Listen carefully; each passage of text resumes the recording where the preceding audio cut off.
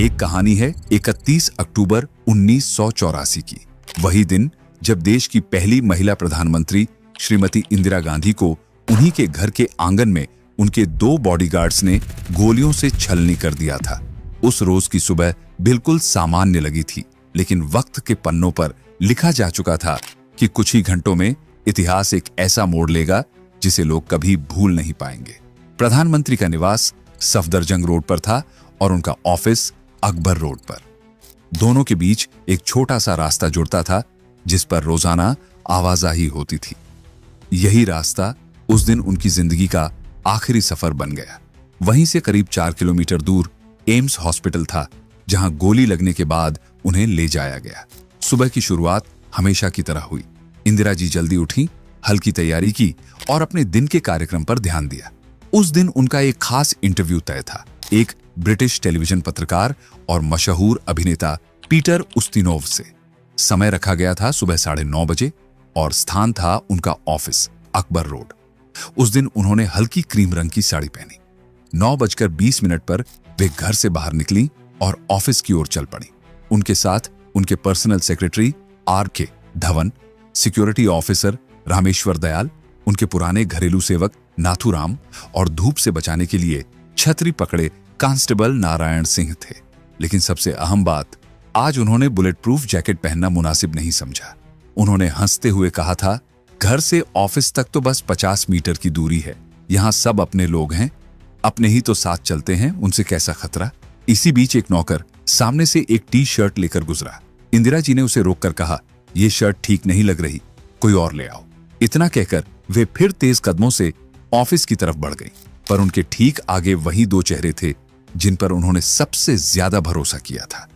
बेअंत सिंह, जो पिछले 10 साल से उनकी सुरक्षा में थे और अक्सर विदेशी दौरों पर उनके साथ रहते थे, और दूसरा महज 22 बरस का सतवंत सिंह, जिसे केवल 5 महीने पहले ही प्रधानमंत्री की सुरक्षा में लगाया गया था।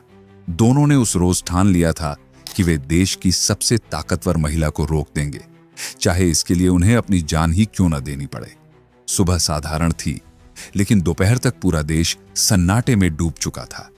एक बहुत बड़ा पेड़ गिर चुका था और भारत की राजनीति हमेशा के लिए बदल गई थी।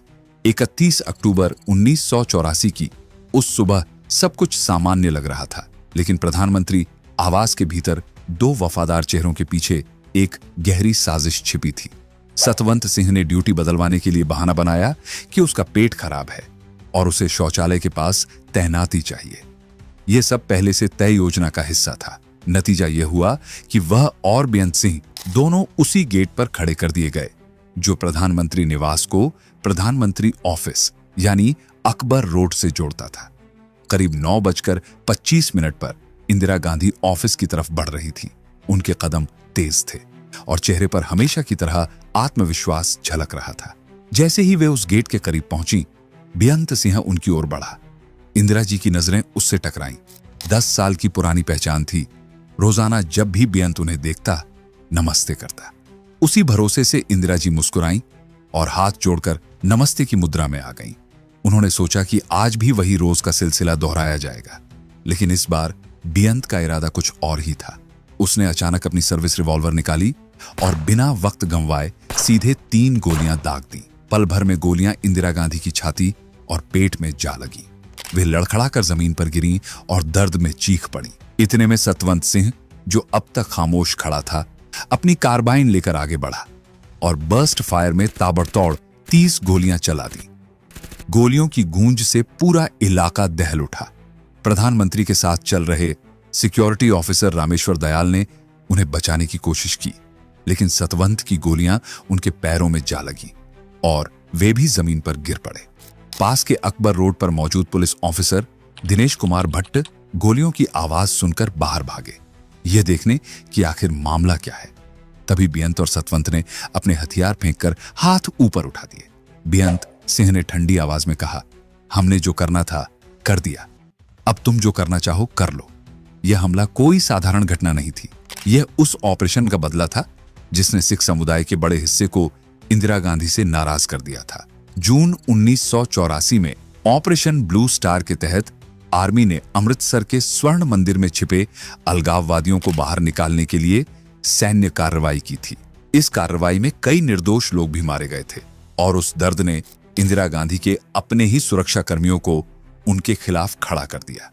कांस्टेबल नारायण सिंह को हमलावरों ने धक्का देकर गिरा दिया था। तभी पास के गार्ड रूम से आईटीबीपी का जवान दौड़ता हुआ आया और उसने सतवंत सिंह को काबू में कर लिया। कुल 33 गोलियां चलाई गई थीं, जिनमें से 30 इंदिरा गांधी के शरीर को भेद चुकी थी। कई गोलियां आर पार निकल गई थीं। जमीन पर लहूलुहान पड़ी इंदिरा जी को देखकर उनके पर्सनल सेक्रेटरी आर.के. धवन ने खुद को संभाला और जोर जोर से चिल्लाने लगे, एम्बुलेंस लाओ, जल्दी एम्बुलेंस बुलाओ। लेकिन कहते हैं ना, जिसे वक्त रोकना हो उसे कोई नहीं बचा सकता। ठीक एक दिन पहले भुवनेश्वर की चुनावी सभा में इंदिरा गांधी ने भावुक होकर कहा था, मुझे इस बात की चिंता नहीं है कि मैं जीवित रहूं या नहीं रहूं। मेरी लंबी उम्र रही है। मुझे गर्व है कि मेरी मौत भारत की सेवा में होगी। जब भी मेरा खून गिरेगा, उसका हर कतरा इस देश को और ताकत देगा। और ठीक 31 अक्टूबर 1984 की सुबह उनके वो शब्द मानो सच साबित हो रहे थे। प्रधानमंत्री निवास में हमेशा एक एम्बुलेंस मौजूद रहती थी, मगर आज उसके ड्राइवर ड्यूटी पर नहीं था। यह पहला इशारा था कि आगे के पल कितने कठिन होने वाले हैं। गोलियों की आवाज सुनकर कांग्रेस नेता माखनलाल सोतेदार दौड़कर पहुंचे। जब एम्बुलेंस नहीं आई तो आर.के. धवन ने घबराकर कहा, कोई भी गाड़ी निकालो, हमें इंतजार नहीं करना है। तुरंत सफेद एम्बेसडर कार निकाली गई। इंदिरा गांधी को उठाकर पिछली सीट पर लिटाया गया। सामने की सीट पर तो आर.के., धवन, माखनलाल सोतेदार, सिक्योरिटी ऑफिसर दिनेश भट्ट और ड्राइवर बैठे। जैसे ही कार निकली, सोनिया गांधी नंगे पांव दौड़ती हुई आईं। उन्होंने इंदिरा जी का खून से भीगा सिर अपनी गोद में रख लिया और कार तेजी से एम्स अस्पताल की तरफ बढ़ी। सिर्फ 6 मिनट में ठीक 9:31 पर एम्बेसडर एम्स की इमरजेंसी के गेट पर पहुंच गई। लेकिन गेट खोलने और मरीज को उतारने में ही करीब 3 मिनट बर्बाद हो गए। उस वक्त हर सेकंड कीमती था। अफसोस, उस समय इमरजेंसी वार्ड में एक स्ट्रेचर तक नहीं था। किसी तरह एक पहिए वाली साधारण ट्रॉली का इंतजाम किया गया। जैसे ही डॉक्टरों ने इंदिरा गांधी को देखा, वे घबरा गए। तुरंत सीनियर डॉक्टर को बुलाया गया। जब सीनियर डॉक्टर पहुंचे तो उन्हें लगा कि शायद कोई औपचारिक निरीक्षण होने वाला है। उन्होंने स्टाफ से पूछा, प्रधानमंत्री कहां हैं? तब एक जूनियर ने कांपते हाथों से खून से लथपथ शरीर की ओर इशारा किया। डॉक्टर ने इंदिरा गांधी की हालत देखी तो दंग रह गए। मॉनिटर पर हार्ट की हल्की गतिविधि नजर आ रही थी, यानी क्लिनिकली वे जिंदा थीं, लेकिन नाड़ी महसूस नहीं हो रही थी। उनकी आंखों की पुतलियां फैल चुकी थीं, जो साफ संकेत था कि दिमाग को गंभीर क्षति पहुंच चुकी है। इसके बाद देश के करीब 20 बेहतरीन डॉक्टरों की टीम ने लगातार 4 घंटे तक जान बचाने की कोशिश की। खून रुकाने के लिए 80 यूनिट ओ नेगेटिव ब्लड चढ़ाया गया। ऑपरेशन थिएटर में 7 गोलियां उनके शरीर से निकाली गईं और खून का बहाव रोक दिया गया। मगर डॉक्टरों के मुताबिक उनके बचने की संभावना लगभग नामुमकिन हो चुकी थी। ऑपरेशन थिएटर के बाहर सोनिया गांधी का रो रोकर बुरा हाल था। उनकी आंखों से आंसू रुकने का नाम ही नहीं ले रहे थे। कांपती आवाज में वे बार बार कह रही थीं, मम्मी प्लीज आंखें खोलो, हमें छोड़कर मत जाओ, मैं अकेली पड़ जाऊंगी। राजीव भी आ रहे हैं, बस एक बार उनसे मिल लो। अंदर डॉक्टर लगातार कोशिश कर रहे थे। हर मशीन, हर इंजेक्शन, हर ब्लड यूनिट उनकी जिंदगी खींचने की जंग लड़ रहा था। डॉक्टरों ने एक दूसरे की तरफ देखा और धीरे से कहा, हमें अब चमत्कार की उम्मीद करनी होगी। उसी वक्त बंगाल में चुनावी दौरे पर गए राजीव गांधी को खबर दी गई। जैसे ही फोन पर सूचना मिली, उन्होंने हाथ से सिर पकड़ लिया और टूटे स्वर में कहा, मां, आप पर गोलियां चली। मां, आप मेरी आवाज सुन पा रही हैं? मैं आ रहा हूं, बस आ रहा हूं। दिल्ली पहुंचने तक उनकी आंखें लगातार भीगती रहीं। सोनिया गांधी ने उन्हें देखते ही गले लगा लिया और टूटकर बोली, राजीव, डॉक्टर कह रहे हैं कि अब उम्मीद कम है, अब मैं क्या करूं? राजीव ने आंसू पोंछते हुए कहा, सोनिया, हमें हिम्मत रखनी होगी। मां ने हमेशा सिखाया कि देश से बड़ा कुछ नहीं, लेकिन आज लगता है मेरा सब कुछ खत्म हो रहा है। विदेश में मौजूद राष्ट्रपति ज्ञानी जैल सिंह ने भी तुरंत वापसी का ऐलान किया। देश की राजनीति जैसे सांस रोककर खड़ी हो गई थी।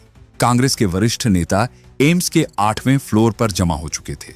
एक दूसरे से फुसफुसाते हुए बोले, अगर ये खबर बाहर निकली तो पूरा देश जल उठेगा। अभी किसी भी कीमत पर इसे रोको। मगर मशीनें जवाब देने लगी थी। अंग धीरे धीरे काम करना बंद कर रहे थे। उस वक्त डॉक्टरों ने राजीव गांधी की ओर देखा। उनकी आंखें भर आईं और वे फुसफुसाए, हमने सब कर लिया, लेकिन अब इंदिरा जी को रोकना हमारे बस में नहीं।